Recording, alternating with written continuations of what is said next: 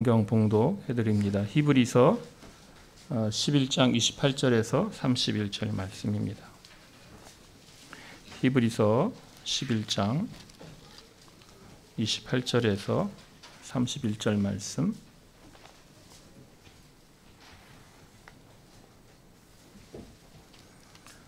제가 받들어 읽겠습니다.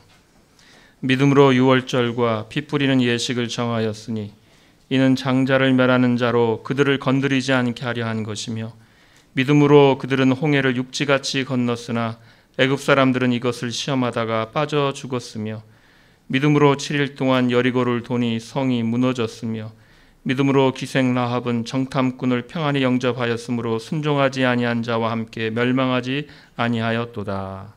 아멘.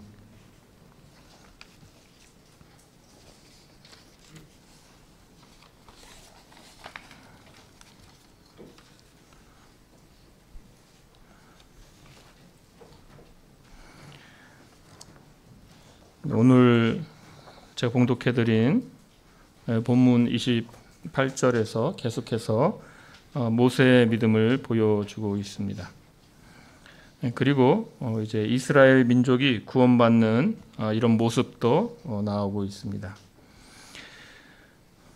이전까지 그 모세의 모습이 고난을 받고 수모를 당하고 또 믿음으로 참는 이런 모습이었다면, 이제 28절부터는 하나님께서 참 상상하지도 못할 그런 역사하심으로 구원을 주시는 그런 일들이 이제 있게 됩니다.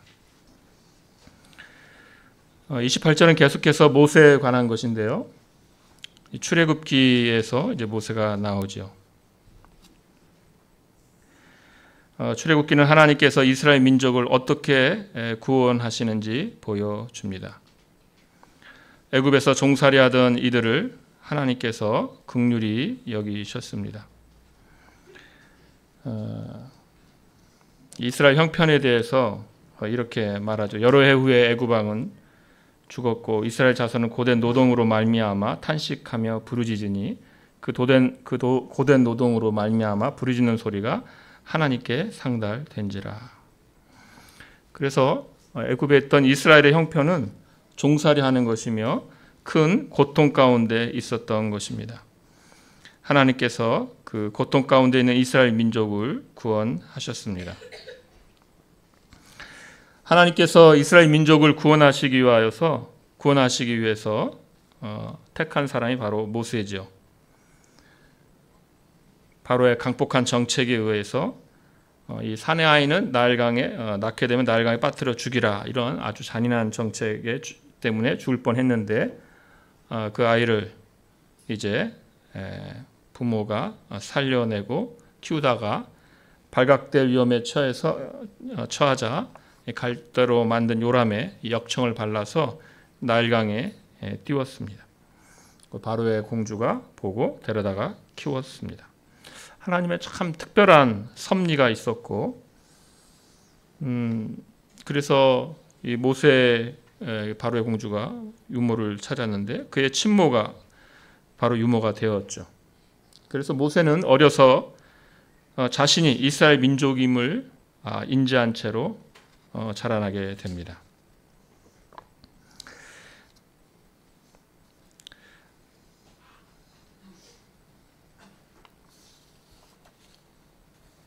그 당시에 이스라엘 상황은 미디안 광야에 있을 때 이제 하나님께서 모세를 불렀는데 모세가 이제 이렇게 하나님께 말하죠.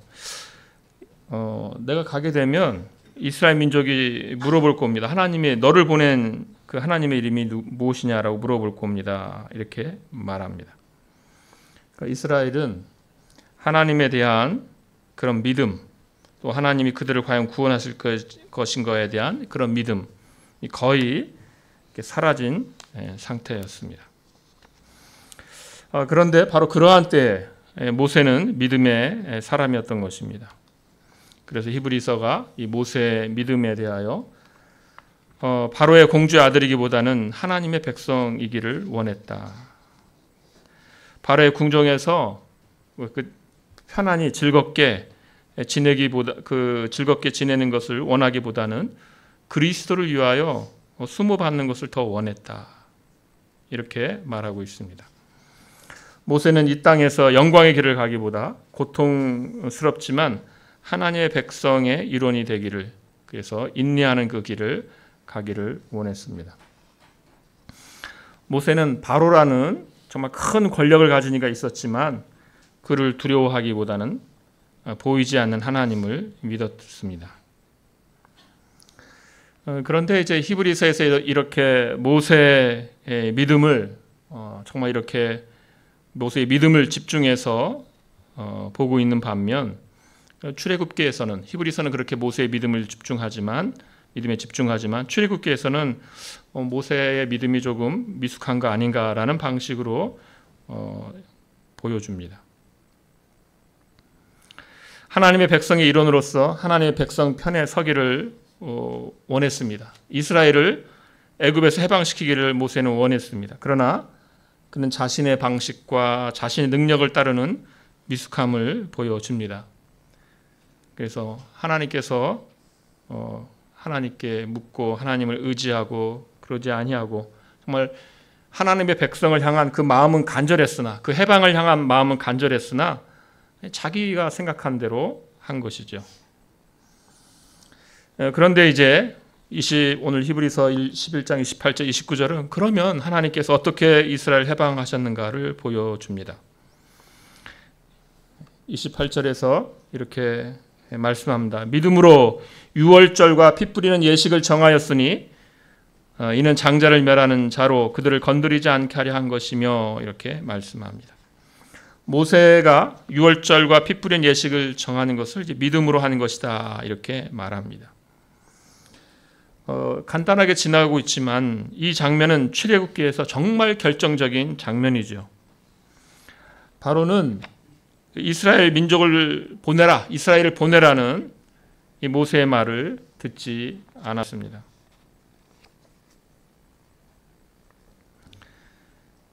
이스라엘 민족을 놓아주지 않았습니다. 하나님께서 여러 가지 재앙, 9가지 재앙을 보낼 때에도 바로의 마음은 돌아서지 않았습니다. 재앙이 정말 큰 재앙이 오면 그래 보내줄게, 아이들은 데리고 가지 말아라 했다가, 또 큰 재앙이 오면 가축은 두고 가라 했다가, 이런 식으로 조금씩 데리고 가라 했다가 안 된다고 했다가, 그런 식으로 바로는 그의 강팍함을 보여줍니다. 그리고 이제 마지막에 9가지 재앙이 끝난 후에 이제 모세에게 이렇게 말하죠. 나를 보는 날에는 너는 죽는 날이다. 이게 끝이다. 이렇게 경고를 하게 됩니다. 그리고 이제 출애굽기 12장에서 유월절 규례가 나옵니다. 9가지 재앙으로도 바로의 마음은 꺾이지 않았습니다. 근데 이제 도대체 어떻게 하면 바로의 마음이 꺾이게 됩니까? 어떻게 하면 이스라엘이 애굽에서 해방이 되게 됩니까? 그 하는 장면이 굉장히 특이하죠. 문설주에 피를 바르는 그 일을 하게 되면 그 애굽을 과연 떠나게 되는 것인지. 그런데 하나님께서는 바로 그 내용을 알리신 것이죠. 복잡한 유월절 규례와 함께 어린 양의 피를 문설주에 또 임방에 바르라는 것이죠. 지팡이를 짚고 급히 길을 떠나는 사람처럼 발에 신발을 신고 허리에 띠를 띠고 급히 먹어야 했습니다. 그들에게는 아직 떠나라는 명령도 없습니다. 떠날 어떤 기미 같은 것도 보이지 않습니다. 그런데 마치 떠날 사람처럼 그들은 그렇게 그 밤을 지새워야 했습니다. 근데 과연 바로의 마음이 바뀌게 되는 걸까요? 혹시 잘못돼서 그 밤이 그냥 그러고 넘어가면 바로의 그 미움만 더 커져서 이스라엘 더 괴롭게 하는 것은 아닐까요? 히브리서는 유월절 규례를 정한 것을 모세의 믿음으로 이렇게 보고 있습니다. 이러한 갈등이 최고의 절정으로 올랐을 때 유월절 규례, 그 간단하지 않은 규례들을 모세는 믿음으로 받아서 믿음으로 이스라엘 백성에게 알려야 했습니다. 모세는 살아계신 하나님을 믿었고 이 규례대로 해야 된다고 이스라엘을 가르쳤습니다. 하나님께서 이 10가지 재앙을 보내셨는데 이 10번째 이 무서운 재앙, 장자를 죽이는 이 재앙, 단순히 사람의 장자만이 아니라 이 가축의 모든 그 장자까지 다 죽는 이 재앙은 정말 무서운 재앙이죠. 그런데 이 10번째 재앙의 또 다른 특징, 가장 큰 특징은 무엇이냐면 하나님께서 이스라엘에게 믿음의 행위를 요구하셨다는 것입니다. 그 전의 재앙들은 하나님께서 능력으로 그 재앙을 임하게 하셨습니다. 나의 강을 피로 만드시고 개구리와 이와 파리와 악취를 불러오시고 그럴 때 또 하나님께서 이스라엘을 구별하시기도 하시고 우박을 보내시고 독종을 보내시고 메뚜기, 흑암을 보내시고 그럴 때 그냥 이스라엘에게 무슨 특별한 어떤 믿음의 행위를 보이는 것은 없었습니다.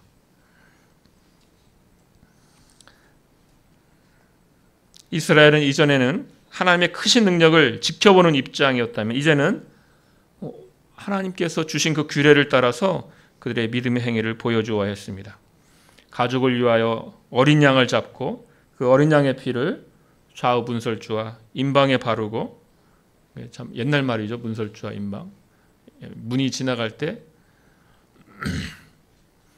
문을 지나갈 때 그 문 아래에 있는 것을 문지방이라고 그러죠. 그래서 문지방을 밟으면 어떻게 됩니까? 복이 나가죠. 그렇게 어려서 그렇게 그랬죠 우리가. 그게 문지방이요. 좌우가 문설주고, 그 다음에 위에가 이제 임방이라 이렇게 합니다. 그러니까 문 들어오는 문을 그렇게 문에다가 문 좌우와 문 위에 이제 바르는 것이죠.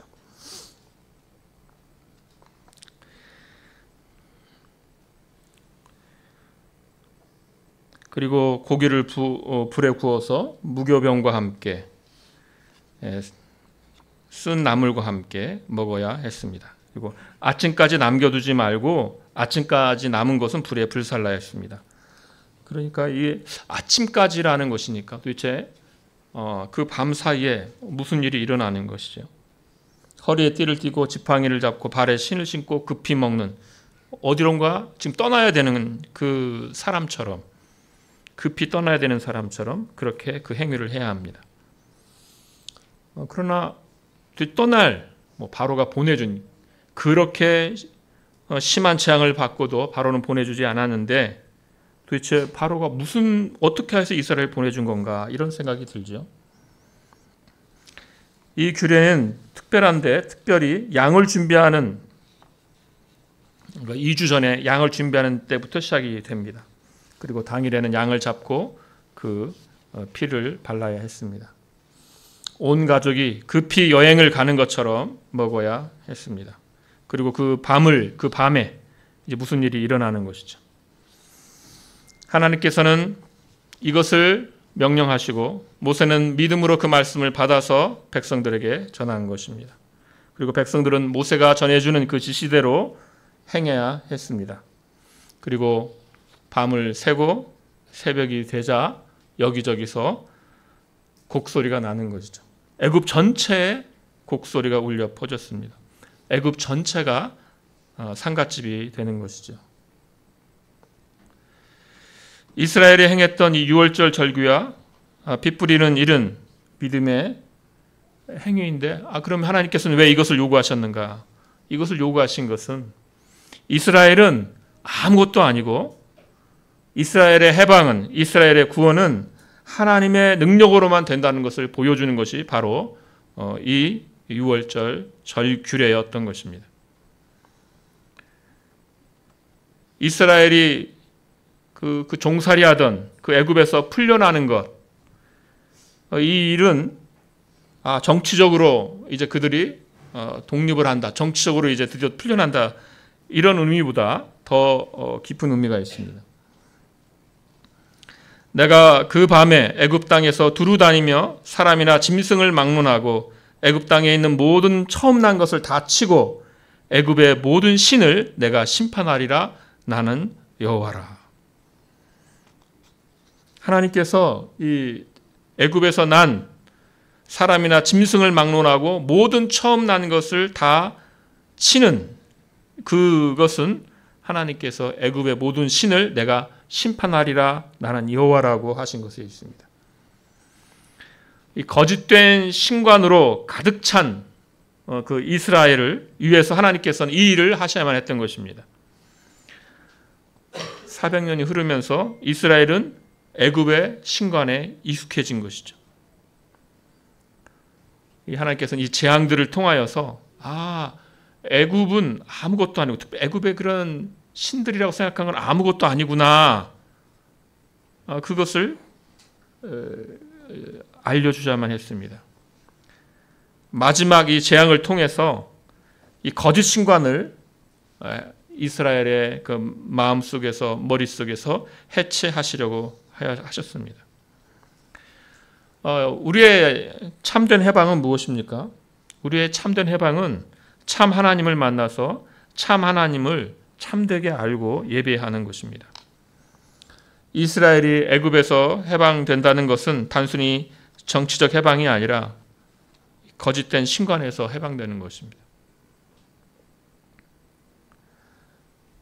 6월절은 이제 그 밤에 심판하는 천사가 애굽의 집집마다 돌아다니며 사람과 가축의 장자를 죽이는 것에서 그 절정을 이룹니다. 그러나 이스라엘은 그 심판에서 구원을 받습니다.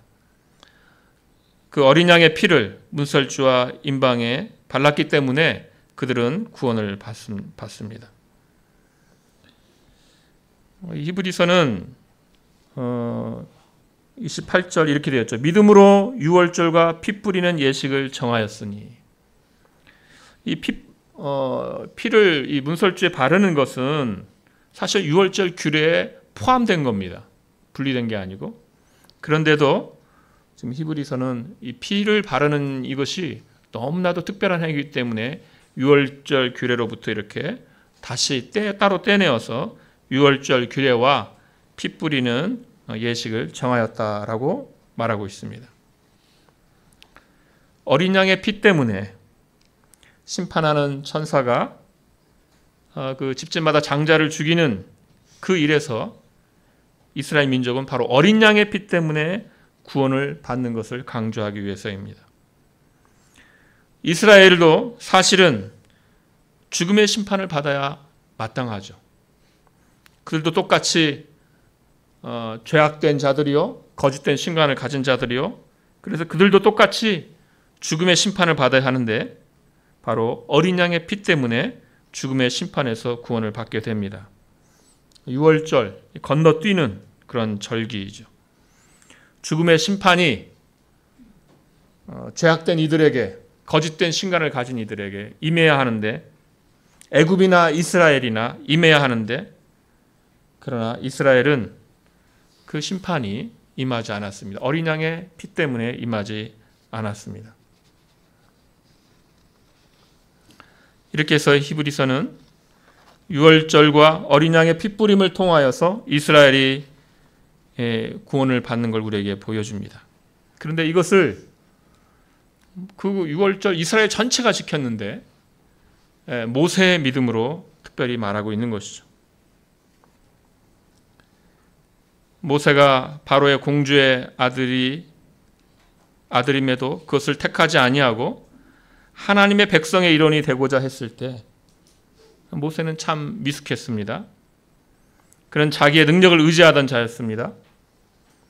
그래서 하나님께서 그를 미디안 광야로 보내서 미디안 광야에서 40년 동안 정말 낮은 자로서 바로의 궁정에 있던 이가 이제 광야에서 목자로서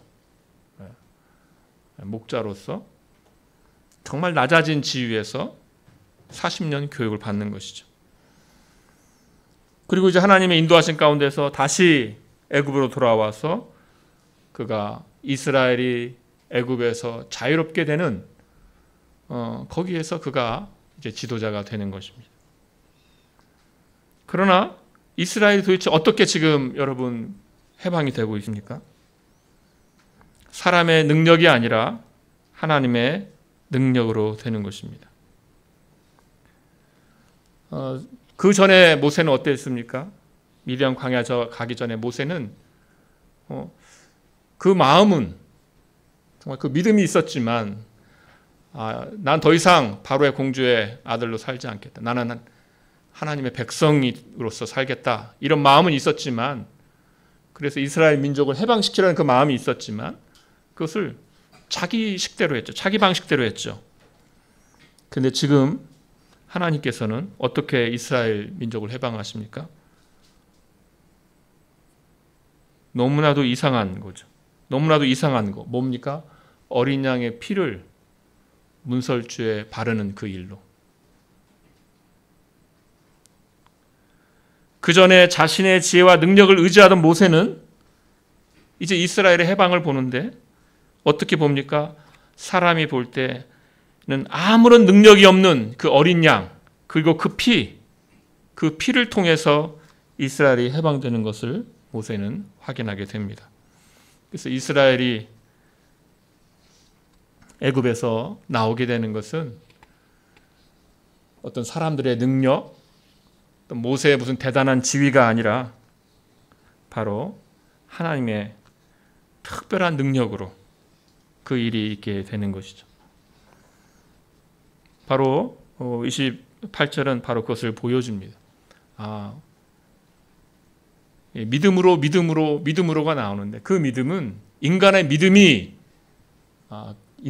굉장히 대단하구나 이것을 지금 말씀하는 게 아니라 우리가 믿는 그 하나님이 얼마나 놀라우신 분인가.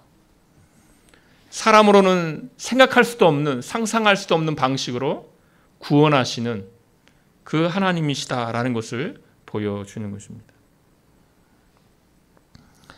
29절 이렇게 말씀합니다. 믿음으로 그들은 홍해를 육지같이 건넜으나 애굽 사람들은 이것을 시험하다가 빠져 죽었으며. 이제 여기서는 이제 모세가 아니라 그들은이라고 하죠. 그들은. 그래서 홍해를 육지같이 건넜던 그들의 믿음을 보여줍니다.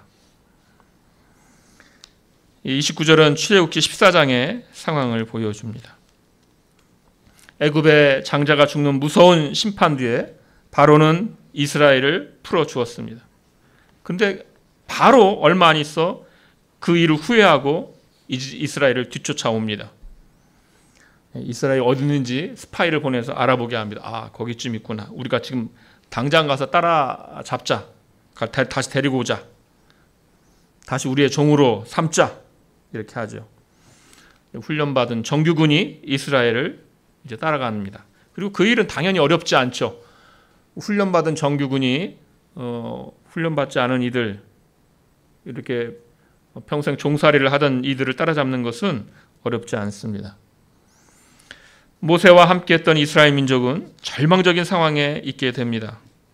바로의 군대가 뒤에서 쫓아오고 있고 홍해가 있고 그들이 다른 데로 도망치기 너무나 늦었습니다.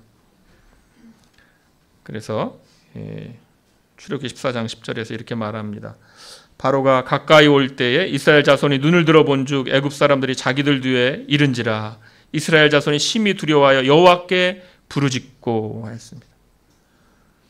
심히 두려워하여 여호와께 부르짖고. 그리고 모세에게도 이렇게 말했습니다. 그들이 또 모세에게 이르되 애굽에 매장지가 없어서 당신이 우리를 이끌어내어 이 광야에서 죽게 하느냐? 어찌하여 당신이 우리를 애굽에서 이끌어내어 우리에게 이같이 하느냐? 우리가 애굽에서 당신에게 이른 말이 이것이 아니냐? 이르기를 우리를 내버려 두라. 우리가 애굽 사람을 섬길 것이라 하지 아니하더냐? 애굽 사람을 섬기는 것이 광야에서 죽는 것보다 낫겠노라. 그 원망이 이렇게 많았습니다. 하나님께서는 이스라엘을 불쌍히 여기시고 이스라엘을 구원하시죠. 그래서 하나님께서 이렇게 말씀하십니다. 모세가 백성에게 이르되 너희는 두려워하지 말고 가만히 서서 여호와께서 오늘 너희를 위하여 행하시는 구원을 보라. 너희가 오늘 본 애굽 사람을 영원히 다시 보지 아니하리라. 여호와께서 너희를 위하여 싸우시리니 너희는 가만히 있을지니라. 네, 이것이 지금 하나님을 믿고 떠난 하나님의 백성의 상황이죠. 모세와 이스라엘이 이제 하나님을 믿고 그 길을 떠났는데, 놀라운 그 정말 하나님의 능력을 보면서 떠났는데 또 다시 절망스러운 상황을 또 만난 겁니다. 이런 고난과 역경을 만나는 것입니다. 근데 무엇을 알아야 되는 것이죠? 바다의 주인은 하나님이라는 것입니다. 하나님께서 우리의 믿음을 연단하시기 위해서 홍해를 놓으시기도 하시고 우리의 믿음의 성장을 위하여 고난과 역경을 놓으시기도 하십니다. 그 역경, 여러 가지 역경이 있겠죠. 어떤 어려움을 주는 사람들을 통해서 우리를 몰아세우시기도 하시고, 또 직장에서 어떤 어려움을 주셔서 절망스러운 상황을 만나게도 하십니다. 마치 피할 길이 없는 것처럼 그런 상황을 만나게 되는데, 그런 때에 하나님을 의지하는 것이죠. 여호와께서 너희를 위하여 싸우신다는 그 말씀을 믿음으로 붙잡아야 하는 것입니다. 때때로 영적인 슬럼프라는 홍해를 만나기도 합니다. 이스라엘 백성은 하나님의 능력으로 애굽에서 풀려난 이들이죠. 그래서 애굽에서 해방을 맞이했는데 바로 군사들이 따라온다는 것을 알고 낭망합니다. 그러니까 이미 구원을 하나님의 특별한 그런 능력으로 구원함을 받은 이들이 또다시 또 다른 상황 가운데서 절망하는 것입니다. 정말 이스라엘의 이런 모습은 연약한 믿음입니다. 아무것도 하지 못하고 어떻게 할지도 모르고 무력하게 서 있는 모습을 보여줍니다. 하나님께서 이런 홍해와 같은 그런 일을 당하는 그런 시련 앞에 있는 이들에게 하나님께서 두려워하지 말고 가만히 서 있으라 이렇게 말씀하시는 거죠. 가만히 서 있으라는 것은 아무것도 하지 말아라 이게 아니고, 두려워해서 우왕좌왕 이것도 해보고 저것도 해보고 이렇게 하지 말라는 것입니다. 가만히 서 있으라는 것은 모세를 향한 원망도 그치고 애굽을 빠져나온 상황에 대한 후회도 하지 말고 하나님을 바라보라는 말씀입니다. 하나님을 바라보지 못하기 때문에 지금 하시는 말씀이 가만히 서 있으라는 것입니다. 불신을 그치라. 그 불신을 그치라. 가만히 있으라. 불신을 그치고 지금까지 인도하신 하나님을 의지하라는 말씀이죠. 여호와께서 오늘 너희를 위하여 행하시는 구원을 보라 하고 하셨습니다. 이스라엘 민족은 바로 여호와께서 주시는 구원을 바라보아야 했던 것입니다. 그들은 구원을 주시는 하나님을 믿음으로 홍해를 건너야 했습니다. 하나님을 믿고 나아가야 했습니다. 하나님께서 정말 이해할 수 없는 일들을 주시기도 하시지만, 그래도 하나님께서는 상상하지 못하는 방식으로 구원해 내시기도 하십니다. 그래야 이스라엘은 바다를 육지같이 건너게 됩니다. 홍해를 놓으신 분도 하나님이시고 바로의 군대를 쫓아오게 하시는 분도 하나님이신 것이죠. 하나님께서 하나님의 구원을 의지하여서 나아가라 이렇게 할 때 우린 믿음으로 하나님을 의지하며 나아가야 합니다. 그래서 홍해도 하나님 것이지, 나를 쫓아오는 저 바로의 군대도 하나님께서 그렇게 하셔서 지금 오는 거지, 이 믿음이 있어야 되는 것이죠. 바로의 군대는 어떻게 되었습니까? 애굽 사람들은 이것을 시험하다가 빠져 죽었으며라고 이렇게 말씀합니다. 이스라엘은 하나님께서 주신 그 구원을 기다렸고 하나님께서 바다를 열고 그래서 마른 땅을 보면서 하나님이 베푸신 구원인 줄 알고 그리고 믿고 건넜습니다. 그런데 바로의 군대는 어떻게 되었습니까? 바로의 군대는 그러한 믿음이 없죠. 이스라엘 민족이 건넜네. 나도 건너야지. 그 건널 때 그 마음이 다른 마음이죠. 이스라엘 민족은 그 절망 가운데에서 하나님께 부르짖고 하나님이 주신 구원을 확인하고 그것을 건넌 것입니다.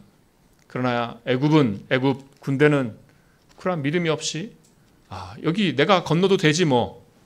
그리고 건너가다가 시험하다가 그들은 멸망을 당하게 됩니다. 바로의 군대는 그러한 믿음이 없이 이스라엘이 건너가니 우리도 건너가리라 하고 건너가다가 멸망을 당하게 됩니다.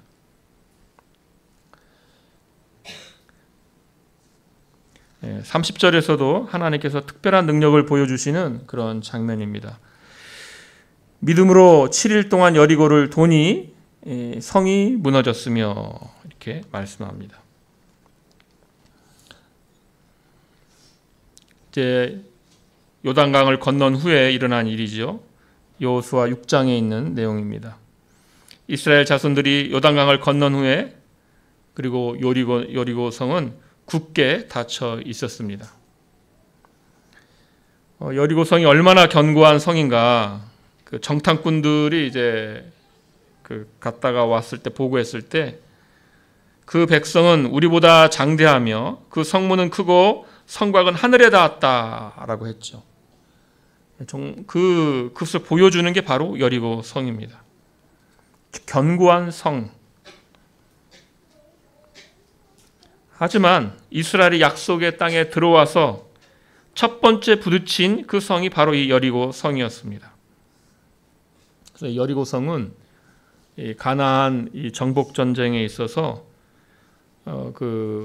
여호수아서에 이제 가나안 정복 전쟁이 나오는데 모든 전쟁의 첫 전쟁으로서 이 전쟁이 바로 하나님께서 어떤 방식으로 약속의 땅을 주시는가를 보여주는 그 본보기가 되는 게 바로 여리고 성이 됩니다. 그런데 여리고 성이 어떻게 하여 정복되는가를 보게 되면 여리고 성에 어떤 전쟁이라고 할 만한 것도 없이 그 성을 정복하게 됩니다.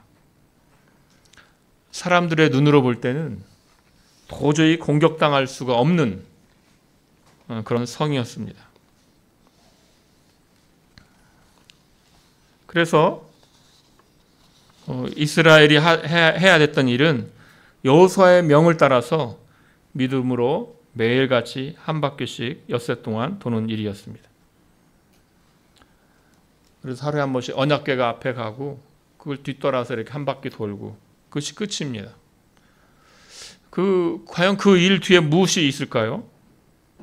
아무도 상상할 수가 없습니다. 그리고 이제 제7일에는 7번을 돌고 함성을 외쳤습니다. 그리고 여리고성이 무너졌습니다. 정말 어떻게 설명해도 이해할 수 없는 그 일이 벌어진 것입니다. 이것이 우리에게 알려주는 것이 무엇입니까? 이것은 여리고 성이 무너진 것은 그것은 사람으로 된 것이 아니라 하는 것이죠. 하나님의 능력으로 무너진 것입니다. 어떤 성이 이 사람의 함성으로 무너지는 그런 일이 어디에 있겠습니까? 그래서 하나님의 특별한 능력으로 여리고성이 무너지게 되는 것입니다. 그래서 장자가 죽는 그 일, 거기서부터 구원함을 받는 이스라엘, 홍해를 건너는 이스라엘, 그러나 거기에서 멸망당하는 애굽 군사들, 여리고성이 생각할 수 없는 방식으로 무너지는 이 장면, 이 모든 것은 바로 하나님의 특별한 능력으로 이스라엘이 하나님의 보호하심을 받고 구원함을 얻는 것을 보여주는 것이죠. 이스라엘은 하나님의 약속을 믿고 하나님의 능력을 믿고 하나님의 말씀에 순종했습니다. 그리고 여리고성이 무너졌습니다. 우리가 생각하는, 사람들이 생각하는 전쟁은 무엇입니까? 전쟁은 일단 수가 많아야 되겠죠. 잘 훈련된 군사, 그 군대의 수가 몇 명인가? 그러면 이길 확률이 많겠죠. 좋은 무기를 갖고 있으면 그러면 정말 이길 수가 있겠죠. 그래서 사람, 그 군대의 수가 많고 좋은 무기를 갖고 있고 그러면 이길 수 있을 것이라 생각을 합니다. 여리고성의 상황은 그러했죠. 여리고는 무너지지 않을 성이고 여리고성은 침략당할 수 없는 성, 모두가 다 포기한 그 침략을 포기한 성이 여리고성입니다. 그러나 여리고성은 전쟁이 하나님께 달려있구나, 이것을 보여줍니다. 사람에게 달려있는 일이 아니구나라는 것을 보여줍니다.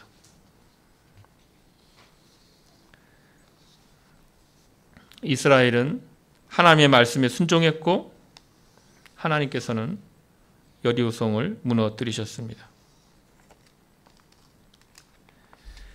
하나님께서 하시는 일이죠. 홍해를 가르셔서 구원하신 일, 여리고성을 무너뜨리신 것도 하나님이 하신 일이죠. 그러나 하나님께서 이것을 마치 우리의 믿음 때문에 그렇게 하신 것처럼 히브리서는 적고 있습니다.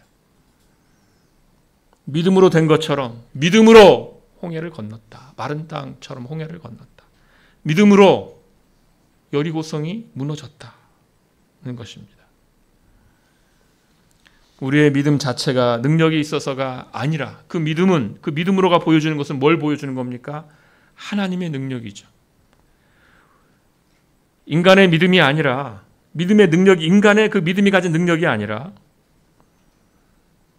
우리가 믿는 그 하나님의 그 능력입니다.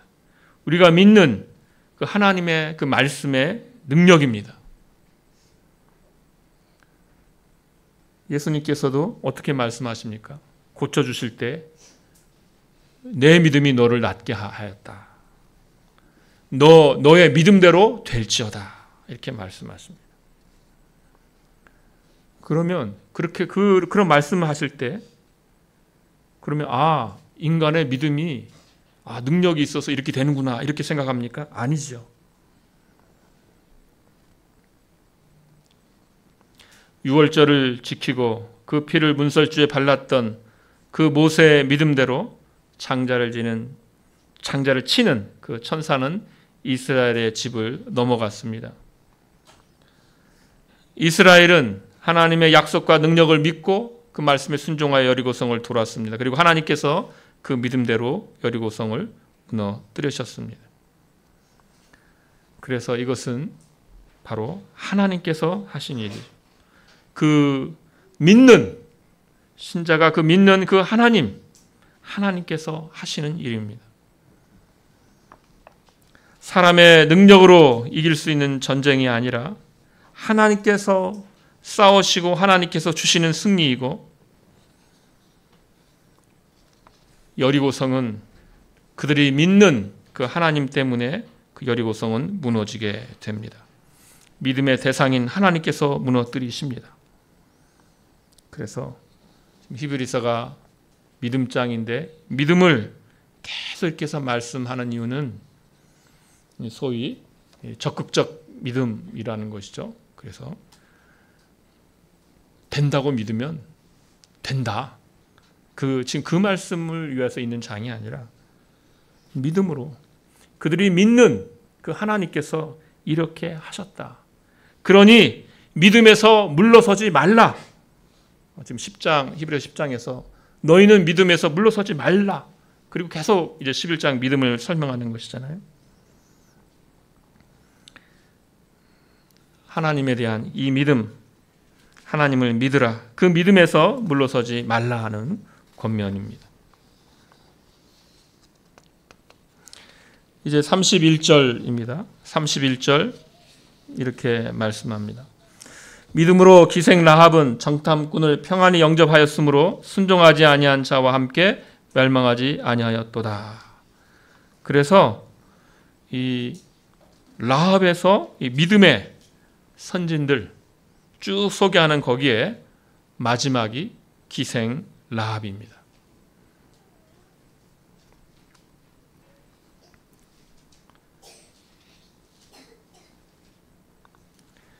라합은 하나님을 믿고 하나님의 약속을 믿었습니다. 라합이 내 목숨 부지하려면 정탐꾼을 잘 영접해야겠구나 이렇게 한 것이 아닙니다. 라합의 그 믿음이 이렇게 여호수아 2장에 나와 있는데요.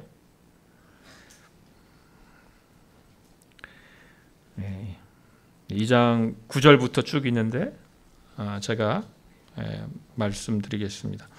말하되 여호와께서 이 땅을 너희에게 주신지를 내가 아노라. 우리가 너희를 심히 두려워하고 이 땅 주민들이 다 너희 앞에서 간담이 녹나니 이는 너희가 애굽에서 나올 때 여호와께서 너희 앞에서 홍해물을 마르게 하신 일과 너희가 요단 저쪽에는 아모리 사람의 두 왕 시온과 옥에게 행한 일 곧 그들을 전멸시킨 일을 우리가 들었음이니라. 우리가 듣자 곧 마음이 녹았고 너희로 말미암아 사람이 정신을 잃었나니 너희 하나님 여호와는 위로는 하늘에서도 아래로는 땅에서도 하나님이시라. 그러므로 이제 청하노니 내가 너희를 선대하였은즉 너희도 내 아버지의 집을 선대하도록 여호와로 내게 맹세하고 내게 증표를 내라. 그리고 나의 부모와 나의 남녀 형제와 그들에게 속한 모든 사람을 살려주어 우리 목숨을 죽음에서 건져내라.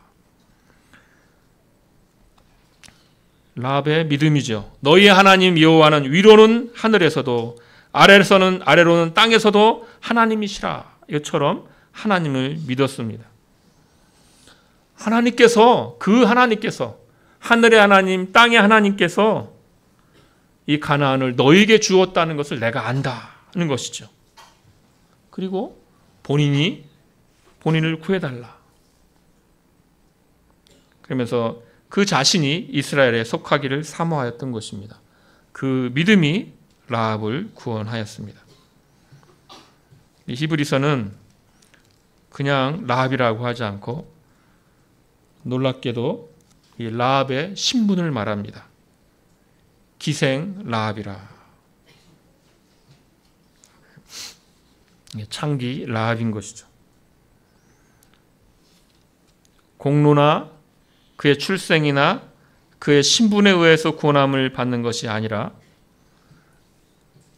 믿는가 믿지 않는가로 구원함을 받는 것을 보여줍니다. 순종하지 아니한 자와 함께 멸망하지 아니하였다 한 것처럼 라합은 그 믿음으로 구원함을 받게 됩니다. 그래서 믿음으로 순종함이 그를 구원받게 한 것입니다.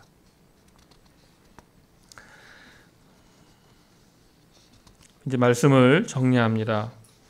오늘 이 본문은 믿는 자들에게 주어진 하나님의 특별하신 구원을 보여줍니다. 이전에는 고난을 견딘 자, 그리스도를 위하여 수모를 당한 모세 이런 것들을 보여주었다면 이제 28절부터는 하나님의 크신 능력으로 구원함을 받는 그 장면을 보여줍니다. 이렇게 보여주는 이유는 무엇입니까? 그것은 믿음은 보이지 않는 것들의 증거이기 때문입니다. 보기 전에는 설마 그런 일이 있겠는가? 아무도 예상하지 못하고 상상하지 못한 방식으로 하나님께서는 특별한 능력으로 일을 하시는 것입니다.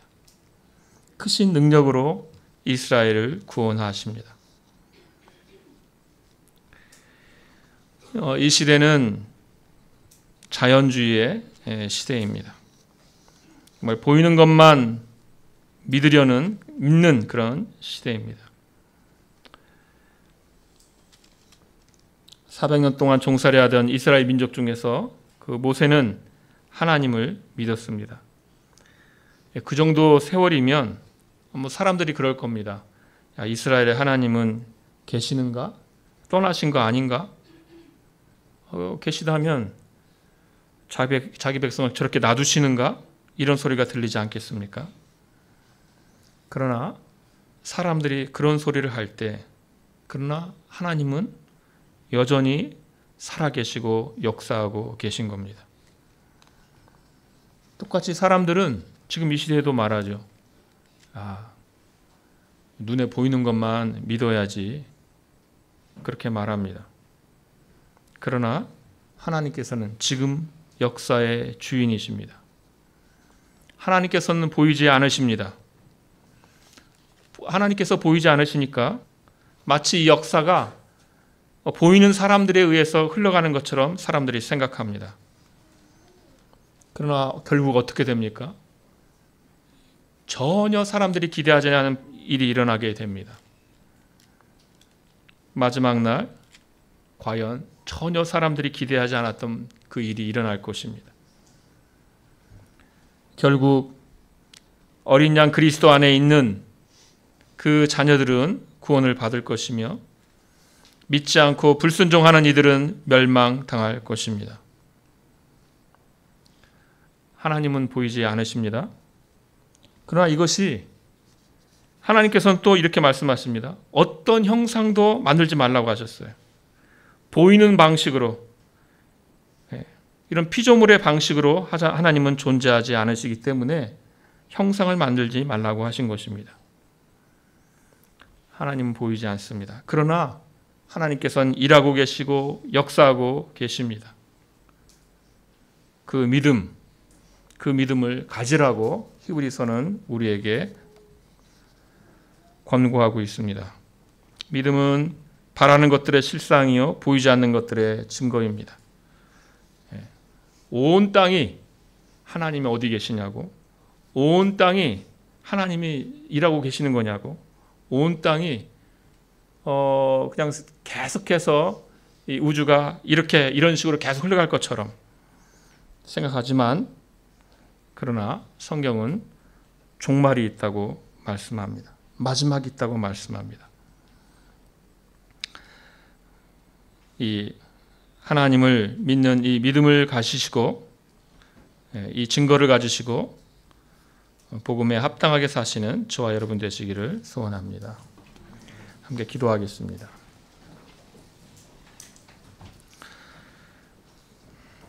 은혜와 사랑이 풍성하신 아버지 하나님,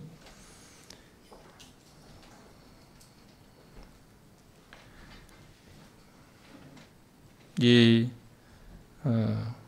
불신의 시대에 사람들이 각기 자기가 옳은 대로 살아가며 눈에 보이는 것만 바라보고 살아가며 자기 자신을 위하여 살아가는 이 시대에 주여, 저희들도 다 똑같이 그렇게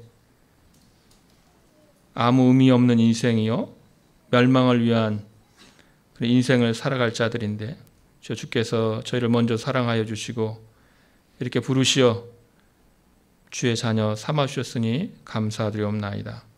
아버지 하나님, 옛 믿음의 선진들이 그렇게 믿음을 갖고 살아가며 인내하며 견디며 그리스도를 위한 수모를 당하고, 그러나 마침내 주님께서 주시는 그 놀라운 구원을 맛본 것처럼 아버지 하나님, 이 땅을 살아갈 때 주여 우리에게 은혜를 더하여 주시고 주님께서 주시는 그 은혜의 맛을 이 땅에서도 맛보게 하시고, 그렇게 주의 은혜로 살다가 마침내 주님께서 주시는 영광스러운 구원을 받게 하여 주시옵소서.